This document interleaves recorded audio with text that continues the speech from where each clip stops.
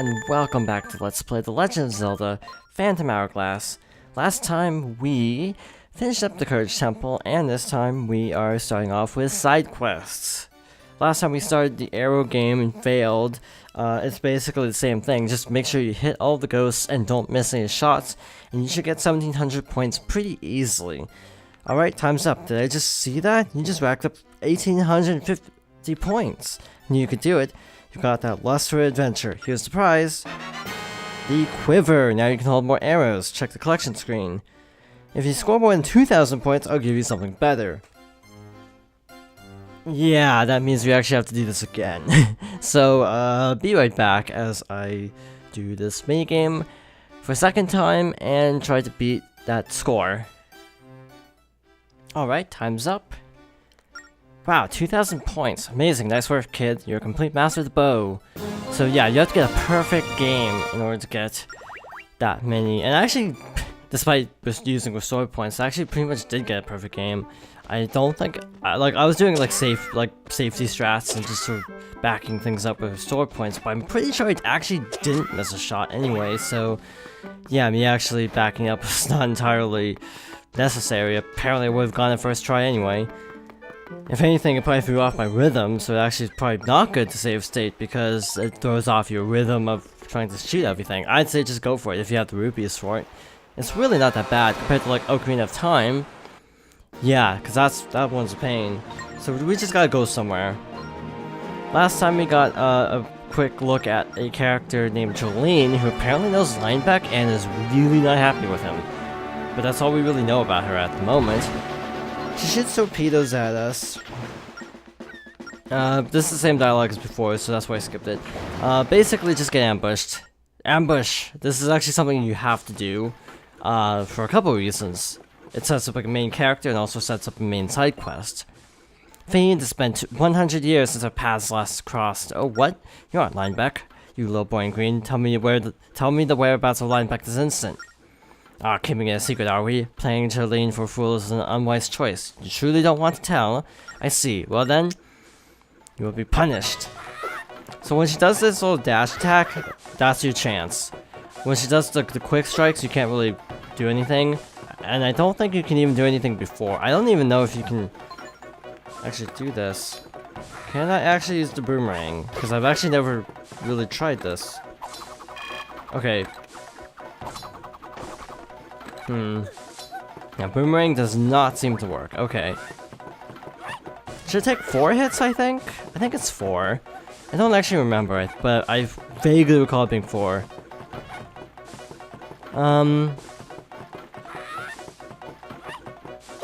Yeah, and then just sort of rub the touch screen, dig a hole in it in the process, and that's it.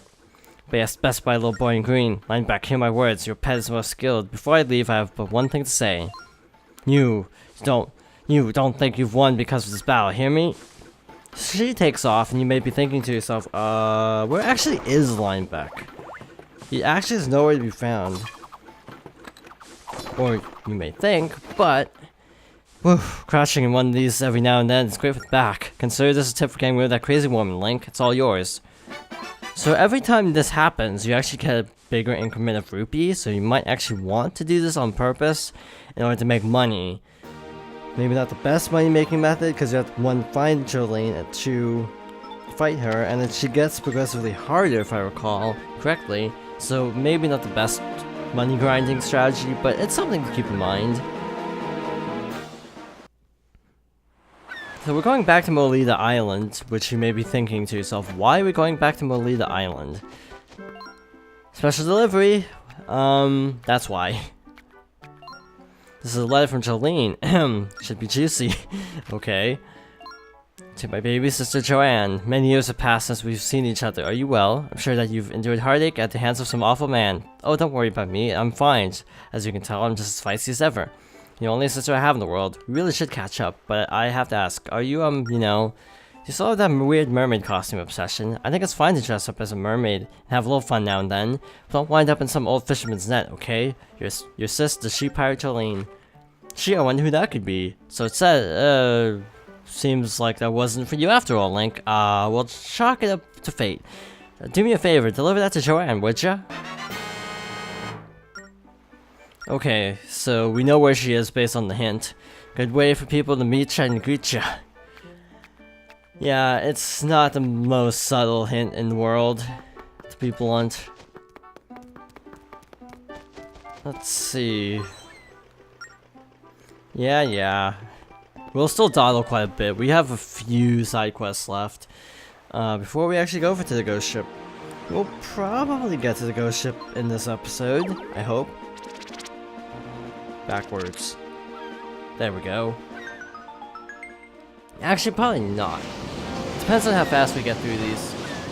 Speaking of which, I should open up the guide, because I have the actual physical guidebook out. Because the online guide I was using was kind of not the best, so I just whipped out like the actual guidebook for the game. So set this down while I'm sailing and find the correct page. But yeah, we're roughly halfway through the game, if you couldn't tell by our heart containers, so that's pretty cool. There's still quite a bit left to the game, though. It's kind of like Ocarina of Time, where the halfway point is not indicative, or the main quest splitting off is not indicative of the overall halfway point of the game, because, say, in Ocarina of Time, the adult Link stuff is a lot longer than the kid Link stuff. And when we're back on this island, which you probably know why we're here, which is funny because there's actually a mailbox on this island, so if you came to this island, it'd be hilariously close. Oh, it's you. I found this old wayfarer all thanks to you.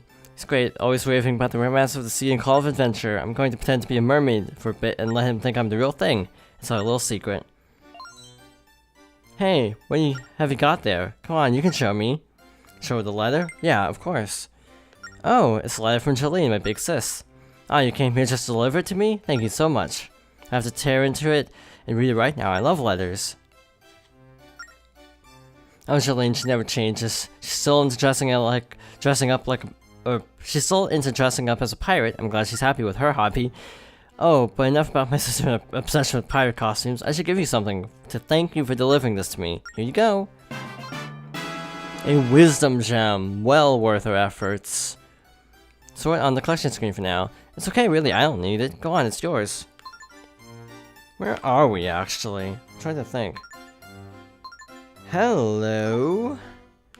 This works out rather nicely, actually. I kind of forgot where everything was relative to us. I couldn't remember if the place we need to go next was in the first quadrant and the second quadrant.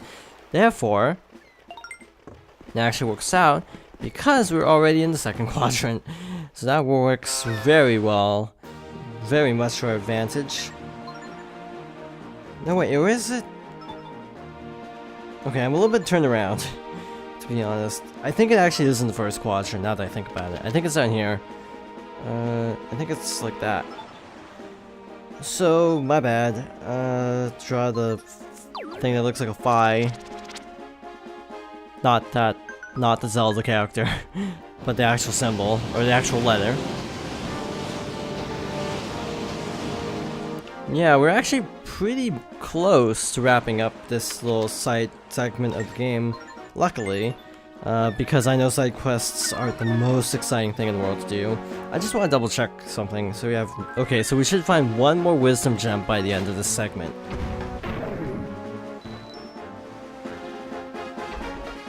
And where actually is that wisdom gem, now that I think about it?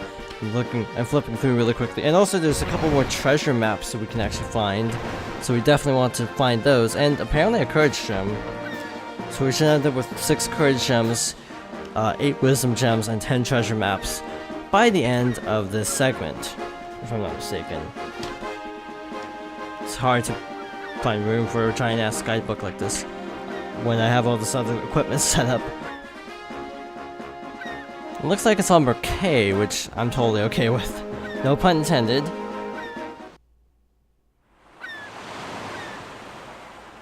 Okay, so we're back on Spirit Island. Remember, we were here earlier, but we couldn't do anything because we didn't have enough gems. Well, we actually have 10 power gems now, so let's check this out. Link, I am the servant to the goddess of spirits that dwell in the spring. I have been waiting for your arrival. The spirits that travel with you have not recovered their true strength. To restore their power, you must find spirit gems scattered around the world. Then you must bring them here. The power gems for spirit. Yeah, we know. Collect these, and the spirits will recover their true power. Then they will be of even greater assistance to you in your quest. Well, we only can do enough, or we can only upgrade with the power gems, so that's all we can really do. Search for yourself for the true extent of your spirit power.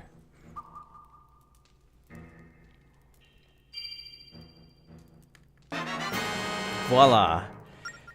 So we can have a flame sword now, a la Kirby. So I believe you can now swap between your spirits, but can the other spirits take care of you like I do? Passive aggressive much? Or clingy much? I don't know what the actual term I'm looking for was. So yeah, we can use a flame sword now if we equip the gem, the red spirit. And again, once we get all the courage gems, we can upgrade spirit of courage and so on and so forth. So yeah, we are in a good place right now. I really should delete those because I think you've been able to see where all those things, what all those things were by now. All the pre-existing, or all the previous treasures, that is. So now, to wrap things up, maybe, we want to go to Merkay, I think. Yeah, Merkay. So, I'm trying to think of other things to show, and yeah, there's a lot, apparently. I think I'm trying to remember where the thing is.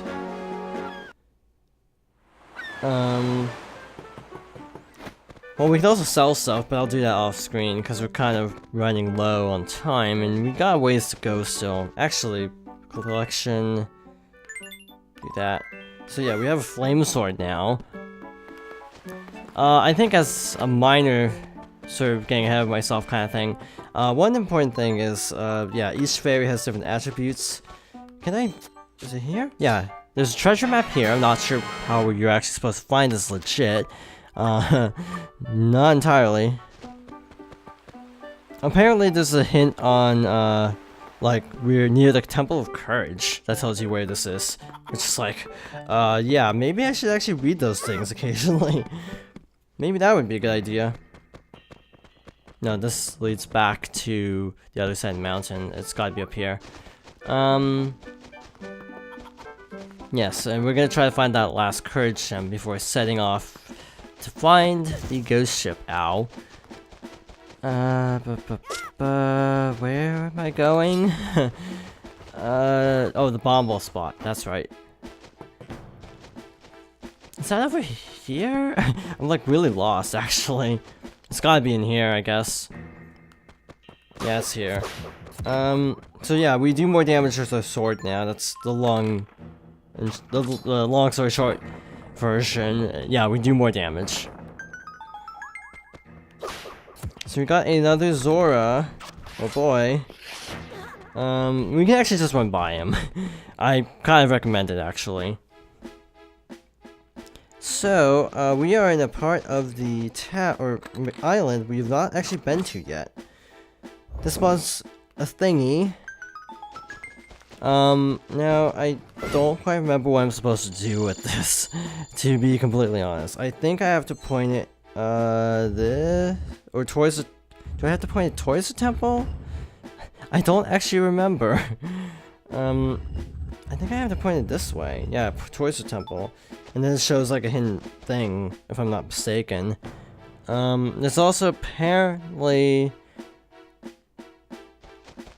more treasure somewhere.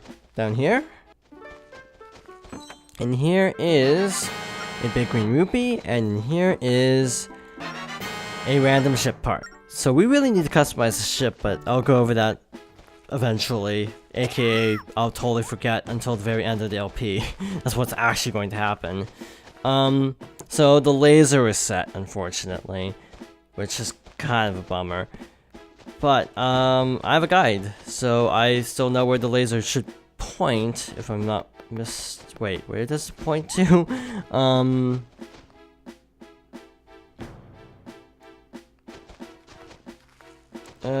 I'm trying to place it on the map, and I'm having a really hard time actually figuring out what point it's actually referring to.